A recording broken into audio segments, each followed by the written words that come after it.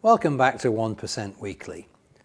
In this week's episode, I want to talk about one of the big changes in the property world that I'm still concerned that people aren't on top of, and that's the whole Clause 24 thing. Even now you might be watching this thinking, what's he on about, Clause 24? Believe me, it's important if you're a buy-to-let property investor.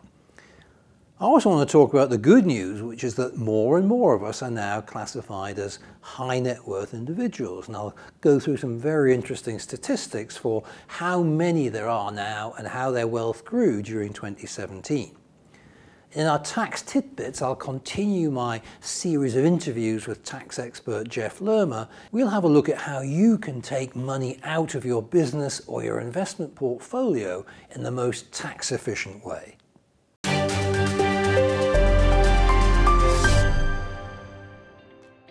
So, just a reminder about Clause 24, because it's now starting to kick in this year, next year, and the year after. It's kind of like a long, slow death, really.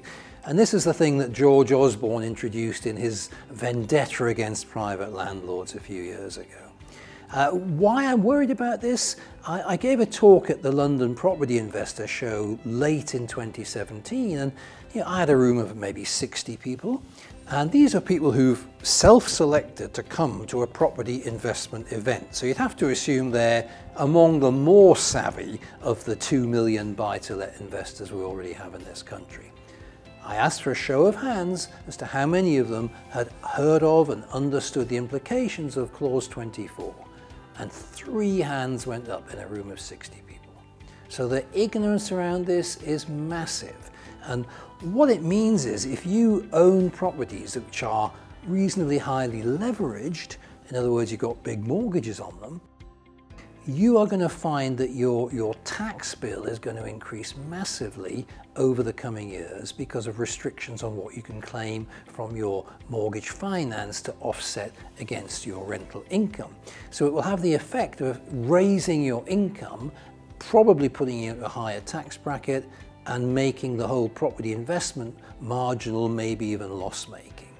When you add in the fact that you've got all the additional stamp duty and whatever, you've got higher capital gains tax when you sell, and also now you've got prices in the southeast either stagnating or falling, then you can no longer justify a poor rental yield by relying on capital gains. You've really got to take a view as to whether this is the best home for your money. Now, in a later episode, we'll talk about this in more detail with our tax expert, Jeff Lerma. But I wanted to remind you today that if you own a buy-to-let investment portfolio in your own name, you need to start thinking about what your plan is.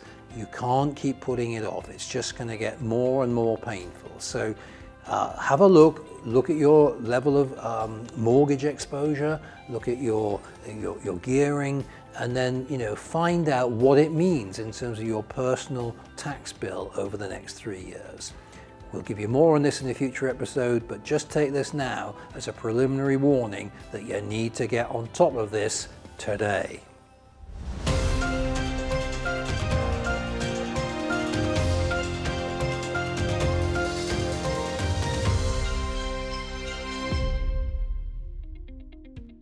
Most of what we do is with high net worth individuals. Now, the definition of that varies, and in the UK, the FCA classes you as high net worth if you either earn £100,000 a year income or you have £250,000 of investable assets outside your main home and your pension.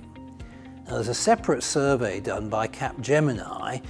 They look at people who have got $1 million or £750,000 outside of their primary residence. So it's another way, it's another metric just to establish that you are high net worth. Now, the good news is that more and more people are being classed as that. In fact, the numbers grew by 7.5% last year, so that there are now 16.5 million people in the world who have a net worth of $1 million plus outside of their main home or residence. So 16.5 million globally. And their wealth is also increasing. It increased on average by 8.2% last year. And that was almost double what it increased by the year before. So the world's wealthiest people between them hold $63.5 trillion, and that's forecast to rise to $100 trillion by the middle of the next decade. Interestingly, France has surpassed the UK to take 5th place in the list of countries with the most high net worth individuals. That's probably because since they lost President Hollande, all the guys who disappeared have come back again. So now France is ahead of us, sadly. Even Russia and Brazil recorded double-digit increases in their population of high net worths. So, that's pretty good news. But what about the next tier up, the ultra high net worths? Well, to get into that very exclusive club, you need to have $30 million. Now, even those numbers rose by 8.3% last year, and that's more than double the increase the year before. So there are now worldwide just over 157,000 people classed as ultra high net worths with more than $30 million fortunes. So that's pretty impressive numbers, I think you'll agree. Funnily enough, Australia is the most popular country in the world for emigrating millionaires. They like it because it's a lovely climate, it's a very safe country, it's got a great healthcare system, and it's also very close to the emerging markets in Asia. So a lot of millionaires are going to live over there. But actually, what you might expect, perhaps post-Brexit, have we had a mass exodus of millionaires from the UK? We've had an influx of more millionaires than ever before. And they're coming from places like China, India, the Middle East, Africa, and France, funnily enough. So there are more wealthy people being attracted to come and live in Britain, yet another sign that maybe Brexit isn't quite the Armageddon that the BBC and the rest of the media would have us believe. So I think with 16.5 million worldwide to go out, I think that's plenty of people to target for your business or for your investment world. And I think, the point is we're all getting richer. And as you get richer, you need access to better investments, better tax planning advice and so on, which is what we're here to do. So, if you're a high net worth person and you think that, you could do with some interesting investments or some tax planning advice, obviously do get in touch with us. There's 16.5 million of you out there. I think we can cope with one or two more, so it'd be great to hear from you.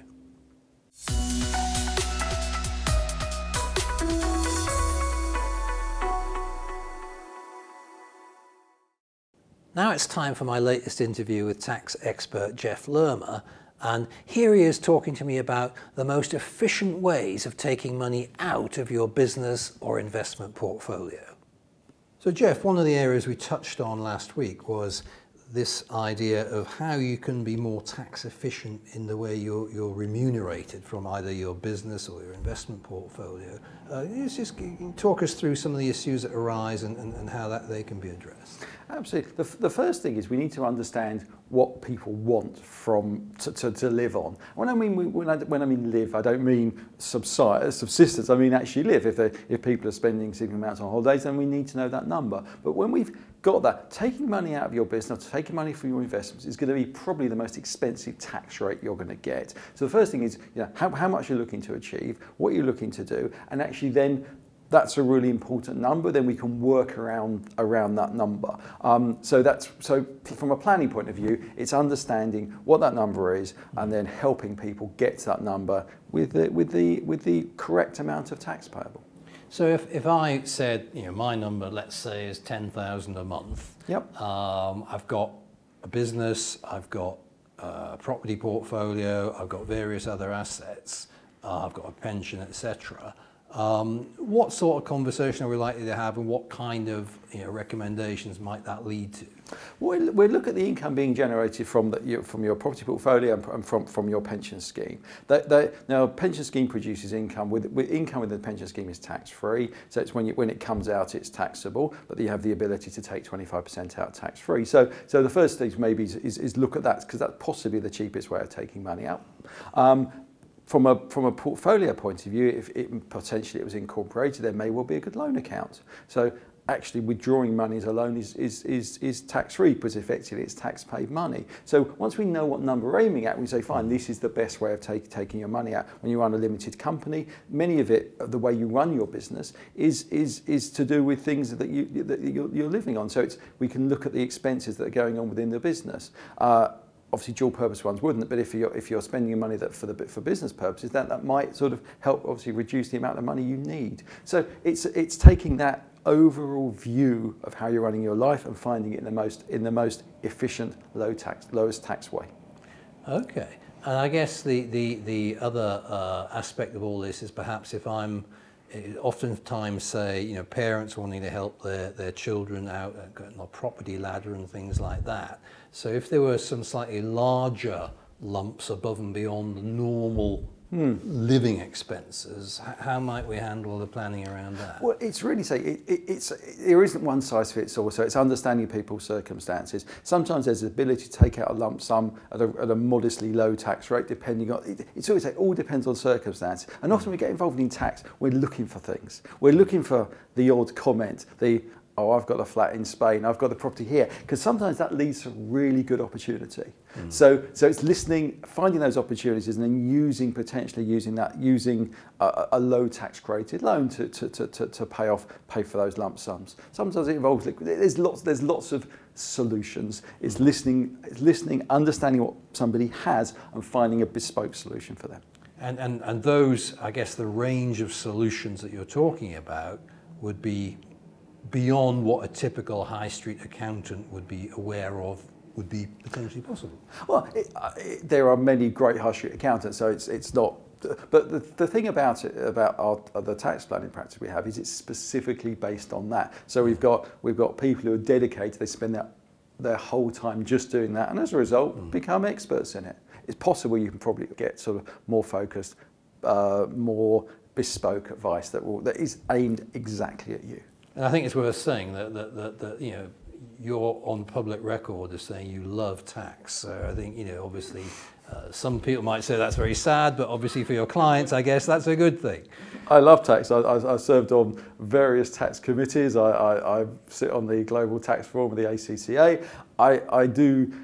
I love tax, and actually I love the UK tax. The reason UK is such a great country is we have an amazing tax structure, a tax system that is really helpful under certain circumstances. There's an enormous amount of flexibility. Try and do the things we sort of do here in Germany, it just doesn't work, or Australia. They're very black and white. There's plenty of things you can really do in the UK, legal things you can do that make a massive difference for people. Jeff Lerma, thanks very much. It might be hard to get your head around, but if you can manage to keep your tax regime down to something around 20% when you're taking money out of your business and investment portfolio, it can be transformational in terms of your long-term wealth. So I hope you found that piece interesting. So that's it for this week's episode of 1% Weekly. Once again, I hope you found it interesting, and I hope we touched on some areas where you can make a real difference to your own and your family's net worth in the years ahead. Join us again next week for more of the same.